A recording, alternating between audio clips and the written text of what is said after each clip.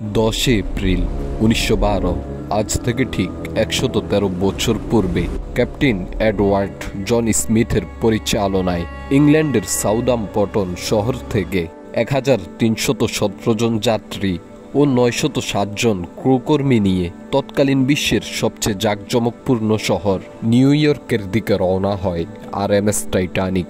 এ পর্যন্ত টাইটানিক নিয়ে বিজ্ঞানীদের গবেষণা আর সাধারণ মানুষের কৌতূহলের কোনো কমতি নেই। যে যুগে পালের নৌকা ছিল বিলাসিতা ও আভিজাত্যের প্রতীক, তখন টাইটানিক ছিল মানুষের কল্পনার ঊর্ধ্বে। সে সময় টাইটানিককে বলা হতো ভাসমান প্রাসাদ, যার দৈর্ঘ্য ছিল 882 ফুট 9 ইঞ্চি লম্বা এবং প্রস্থ ছিল 92.5 ফুট চওড়া ও 175 ফুট উচ্চতার অধিকারী এক দানবীয় জাহাজ ছিল আরএমএস টাইটানিক। টাইটানিকে ছিল 840টি ক্যাবিন ও 1500 টয়লেট। বিনোদনের জন্য ছিল মোট 20টি party house, music, dance club, একটি সুইমিং পুল ও একটি খেলার মাঠ সহ যাত্রীদের মনোরঞ্জনের জন্য ছিল বিশেষ পানীয় সহ নানান ধরনের লোভনীয় খাবারের ব্যবস্থা। তার সাথে ছিল মণিমুক্তা ও স্বর্ণ অলঙ্কারে সজ্জিত এক বিলাসবহুল মার্কেট। 4 সিলিন্ডার বিশিষ্ট 2 ইঞ্জিনের টাইটানিক পরিচালনার জন্য 66 জন নাবিক, 352 জন টেকনিশিয়ান, 150 জন ফায়ারম্যান ও 26 জন গিজার কর্মী সহ মোট 907 জন কর্মী নিযুক্ত ছিলেন। 46,000 হর্স পাওয়ারের ইঞ্জিনগুলো থেকে শক্তি উৎপাদনের জন্য 160টি কয়লার চুল্লি ব্যবহৃত হতো। টাইটানিক নির্মাণের সময় শুধু এর বিলাসিতার দিকে নজর রাখা হয়নি, বরং টাইটানিককে টেকসই ও দীর্ঘমেয়াদী করে তুলতে টাইটানিকের অবকাঠামোগুলোতে উন্নত মানের ইস্পাত ব্যবহার করা হয়েছে। টাইটানিক ইস্পাতের তৈরি মোট 16টি জলরোধী হুল দ্বারা বিভক্ত ছিল, আর এর হুলগুলো এতটাই নির্ভরশীল ছিল যে যদি কোনোভাবে 4টি হুলও পানি দ্বারা ভরপুর হয়ে যায় তাহলেও টাইটানিকের চলার পথে বাধা সৃষ্টি করতে পারবে না। তবে যদি 4টির বেশি হুল পানি দ্বারা ভরপুর হয়ে যায় তাহলে টাইটানিককে আর রক্ষা করা যাবে না। আর নির্মাতারা মনে করতেন 4টি হুল তো অনেক, টাইটানিকের একটি হুলও ভেঙে যাওয়া অসম্ভব। আর এ কারণেই টাইটানিককে বলা হতো এমন এক জাহাজ যার ডুবে যাওয়া অসম্ভব। সে সময় মনে করা হতো মহান আল্লাহ তাআলা চাইলেও টাইটানিককে ডুবাতে পারবে না। এমনকি টাইটানিকের নির্মাতা হোয়াইট স্টার লাইনের vice president Philip S Franklin খুব আত্মবিশ্বাসী হয়ে বলেছেন, টাইটানিক হলো আনসিনকেবল জাহাজ। এর মানে হলো টাইটানিক হলো অনশ্বর, যা কখনো ডুবে না। বিলাসিতা, আভিজাত্য বা অহংকার কোনো দিক থেকেই পিছিয়ে ছিল না টাইটানিক, কিন্তু অহংকার সে তো পতনের মূল। 1907 সালের 31 জুলাই হোয়াইট স্টার লাইন তাদের প্রতিদ্বন্দ্বী কোম্পানিগুলো থেকে এগিয়ে থাকার জন্য হারল্যান্ড অ্যান্ড উলফ কোম্পানির কাছে টাইটানিকের অর্ডার করেন। 1909 সালের 31 মার্চ জাহাজের নির্মাণ কাজ শুরু হয়। 1911 সালের 31 মে টাইটানিককে জলযাত্রা করানো হয়।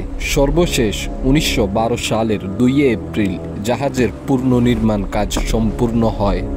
এরপর যেমনটা শুরুতেই বলছিলাম, 10 এপ্রিল 1912 1317 জন যাত্রী ও 907 জন কর্মী নিয়ে তৎকালীন সময়ের সবচেয়ে বড় এবং সবচেয়ে বিলাসবহুল জাহাজটি উত্তর আটলান্টিক মহাসাগরের বুক ছিঁড়ে নিউ ইয়র্কের দিকে রওনা হয়।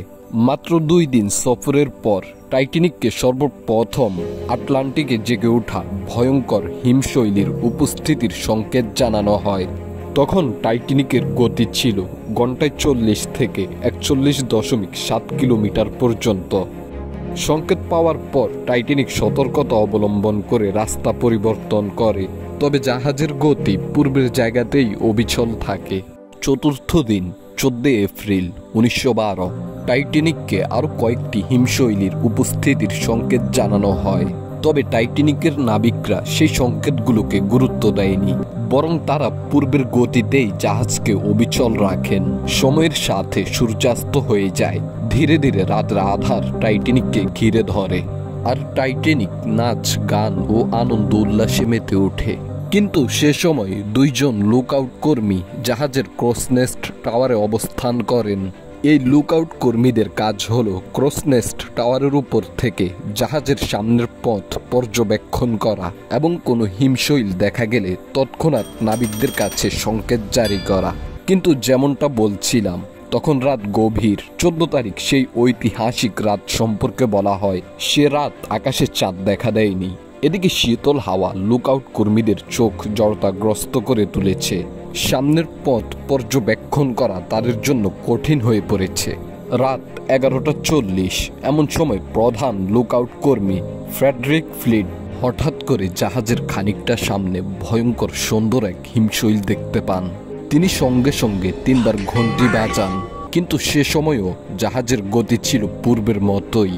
তৎক্ষণাৎ নাবিকগণ জাহাজের গতি কমিয়ে এনে জাহাজকে ঘুরানোর চেষ্টা করে, কিন্তু সময়ের স্বল্পতা নাবিকদের ব্যর্থ করে এবং 46,000 হর্স পাওয়ারের শক্তিশালী ইঞ্জিন চালিত জাহাজ ঘন্টায় 41.7 কিলোমিটার গতিতে ছুটে এসে ভয়ঙ্কর সুন্দর এক হিমশৈলকে ধাক্কা মারে। টাইটানিক যে হিমশৈলটিতে ধাক্কা মারে, ধারণা করা হয় হিমশৈলটির উচ্চতা ছিল পানির উপরে 50 থেকে 100 ফুট এবং পানির নিচে এটির আকার আরও অন্তত 7 থেকে 9 গুণ বড় ছিল বলে মনে করা হয়। হিমশৈলীর ধাক্কায় জাহাজের বডিতে প্রায় 300 ফুট বা 91 মিটার লম্বা এক ফাটল সৃষ্টি হয়। বিশাল ফাটলের কারণে জাহাজের 6টি হুল ভেঙে যায়। মুহূর্তের মধ্যেই হুলগুলো পানিতে ভরে যায়। ইঞ্জিনিয়াররা তখন হুলের ক্ষতি পরিদর্শন করেন। তারা দেখতে পান 6টি হুল পানি দ্বারা পরিপূর্ণ হয়ে গিয়েছে, যা টাইটানিকের নকশার সীমা অতিক্রম করে। ইঞ্জিনিয়াররা দেখেন পানি খুব দ্রুত জাহাজের ভিতর প্রবেশ করছে এবং জাহাজের সামনের অংশ ভারী হয়ে যাচ্ছে। জাহাজের সামনের অংশ ধীরে ধীরে পানিতে ডুবে যেতে শুরু করে এবং পিছনের অংশ উপরে উঠে যায়। এই অবস্থা দেখে পরিদর্শকরা বুঝতে পারেন জাহাজটি ডুবে যাবে। তারা ক্যাপ্টেনকে জানান যে জাহাজ আর রক্ষা করা যাবে না। রাত ঠিক 12টায় ক্যাপ্টেন স্মিথ জাহাজের কর্মচারী জ্যাক ফিলিপসকে আদেশ করেন, পার্শ্ববর্তী জাহাজগুলোতে কল করো এবং আমাদেরকে উদ্ধার করার জন্য সহযোগিতার তালাশ করো।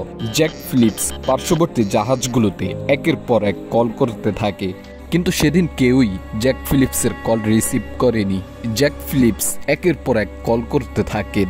লাগাতার 20 মিনিট কল করার পর রাত 12:20 এসএস কার্পাথিয়া নামক একটি জাহাজ টাইটানিকের সংকেত শুনতে পায় এবং তারা সঙ্গে সঙ্গে টাইটানিকের দিকে যাত্রা শুরু করে। তবে তারা ছিল টাইটানিকের চেয়ে প্রায় 93 কিলোমিটার দূরে, অর্থাৎ টাইটানিক পর্যন্ত পৌঁছতে তাদের সময় লাগবে কমপক্ষে 4 ঘন্টা। এদিকে জাহাজ ডুবে যাওয়ার কথা শুনে টাইটানিকের বহু যাত্রী দিশেহারা হয়ে যায়। তারা পার্শ্ববর্তী জাহাজে সংকেত দেওয়ার জন্য আতশবাজি ও রকেট ফুটাতে থাকে। সেদিন টাইটানিকের কাছাকাছি দূরত্বে এসএস ক্যালিফোর্নিয়ান নামক একটি জাহাজ ছিল।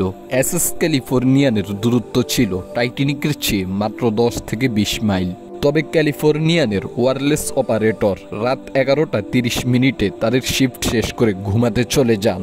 এই কারণে তারা টাইটানিকের সাহায্যের সংকেত শুনতে পাননি। ক্যালিফোর্নিয়ানের ডেক কর্মীরা টাইটানিকের রকেট ফুটানো দেখতে পান, তবে তারা সেগুলোকে আনন্দ উল্লাসের আতশবাজি ভেবে নিয়েছে।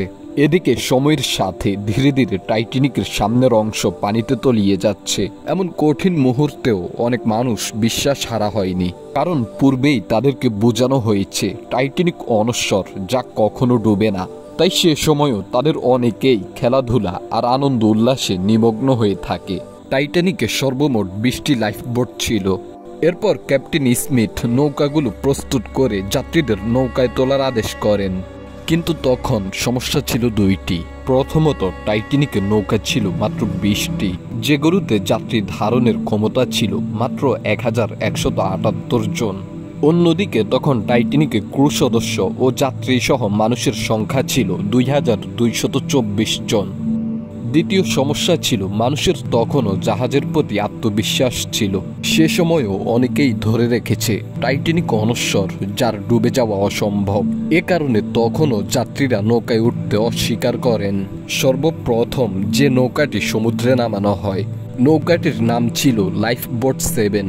এই নৌকায় যাত্রী ধারণের ক্ষমতা ছিল 65 জন, কিন্তু এই নৌকায় মানুষ উঠেছিল মাত্র 28 জন। তবে কিছুক্ষণ পর যখন মানুষ বুঝতে পারে টাইটানিক সত্যি সত্যি ডুবে যাচ্ছে, তখন মানুষের মাঝে নৌকা দখলের হিড়িক পড়ে যায়। আর কিছু মানুষ ভাগ্যকে মেনে নিয়েছে এবং টাইটানিকের সাথেই পানিতে তলিয়ে গিয়েছে।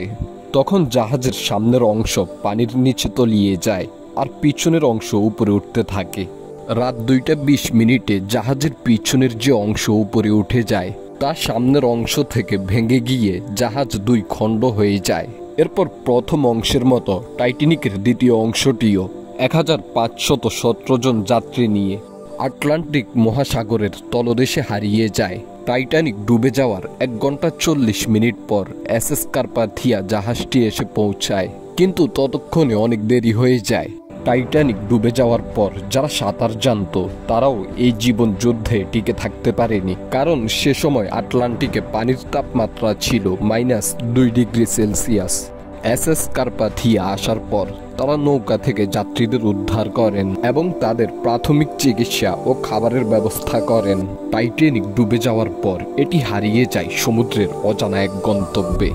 অবশেষে 73 বছর পর 1985 সালে আটলান্টিক মহাসাগরের 12,415 ফুট গভীরে সর্বপ্রথম টাইটানিকের খোঁজ পাওয়া যায়। তখন টাইটানিকের এক খণ্ড থেকে অন্য খণ্ড 600 মিটার দূরত্বে খুঁজে পাওয়া যায়। যে টাইটানিককে বলা হতো আনসিনকেবল, অর্থাৎ অনশ্বর। বলা হতো টাইটানিক ডুবে না, এমনকি মহান আল্লাহ তাআলাও টাইটানিককে ডুবানোর শক্তি রাখেন না। অথচ আটলান্টিকের বুক ছিঁড়ে চলা সেই অহংকারী জাহাজটি তুচ্ছ হিমশৈলীর ধাক্কায় 2 খণ্ড হয়ে যায়। আর মহান আল্লাহ তাআলা আমাদেরকে স্মরণ করিয়ে দেন, অহংকার করো না, অহংকার পতনের মূল। টাইটানিক ডুবে যাওয়ার পর তা নিয়ে তদন্ত শুরু হয়। এরপর এক এক করে নানান চমকপ্রদ তথ্য বেরিয়ে আসে। সে সময় 2টি তদন্ত কমিটি গঠন করা হয়, একটি যুক্তরাষ্ট্রে আরেকটি যুক্তরাজ্যে। তদন্ত কমিটির তথ্য অনুযায়ী টাইটানিক ডুবে যাওয়ার পিছনে ক্যাপ্টেন স্মিথকে সবচেয়ে বেশি দোষী সাব্যস্ত করা হয়। যদিও ক্যাপ্টেন স্মিথ টাইটানিকের সাথেই আটলান্টিকের তলদেশে হারিয়ে যায়। কারো কারো মতে তিনি নিজের মাথায় গুলি করে আত্মহত্যা করেন। টাইটানিক হিমশৈলের সাথে ধাক্কা মারার বহু আগেই এসএস ক্যালিফোর্নিয়ান জাহাজ থেকে টাইটানিককে সংকেত পাঠানো হয় এবং জাহাজের গতি কমিয়ে পথ পরিবর্তনের আহ্বান করা হয়। তবে এসএস ক্যালিফোর্নিয়ানের সেই সংকেত নাবিকদের কাছে পাঠানো হয়নি। মূলত তখন তাদের মাথায় একটা বিষয় ছিল যে কোনো শক্তি টাইটানিককে ডুবানোর ক্ষমতা রাখে না। আর এসব হিমশৈল তো কোনোভাবেই টাইটানিকের চলার পথে বাধা সৃষ্টি করতে পারবে না। আর এদিকে টাইটানিকের নির্মাতা হোয়াইট স্টার লাইন থেকে ক্যাপ্টেন স্মিথকে বলে দেওয়া হয়েছে যে কোনোভাবেই যেন টাইটানিকের গতি কমানো না হয়, কারণ হোয়াইট স্টার লাইন দেখাতে চেয়েছে টাইটানিক শুধু আকার আকৃতি আর উচ্চ বিলাসিতাতেই সেরা নয়, বরং গতির দিক থেকেও টাইটানিক অনন্য। আর এ সকল কারণেই ক্যাপ্টেন সমস্ত সংকেত উপেক্ষা করে জাহাজকে তার আপন গতিতে বহাল রাখেন। আর তাদের এ সকল দাম্ভিকতাই টাইটানিকের ধ্বংসের কারণ হয়ে ওঠে। টাইটানিক ডুবে যাওয়ার পর সমুদ্র পথে বড় ধরনের পরিবর্তন চলে আসে। এরপর থেকে প্রতিটি জাহাজে পর্যাপ্ত পরিমাণ নৌকা রাখা বাধ্যতামূলক করা হয়। জাহাজে 24 ঘন্টা ওয়্যারলেস যোগাযোগ ব্যবস্থা চালু রাখা বাধ্যতামূলক করা হয়। জাহাজগুলোকে হিমশৈলীর উপস্থিতি সম্পর্কে সতর্ক থাকার জন্য নির্দেশ দেওয়া হয়। উত্তর আটলান্টিক মহাসাগরে হিমশৈলের উপস্থিতি পর্যবেক্ষণ এবং জাহাজগুলোকে সতর্ক করার জন্য আন্তর্জাতিক আইএস পেট্রোল প্রতিষ্ঠা করা হয়। জাহাজের নকশা ও নির্মাণ মানে উন্নত করা হয়। দর্শক, টাইটানিক নিয়ে আমাদের আজকের আয়োজন শুধু ঐতিহাসিক কালের একটি গল্পই নয়, বরং এই গল্প আমাদের জন্য একটি বাস্তবিক শিক্ষা, যা আমাদের স্মরণ করিয়ে দেয় অহংকার পতনের মূল।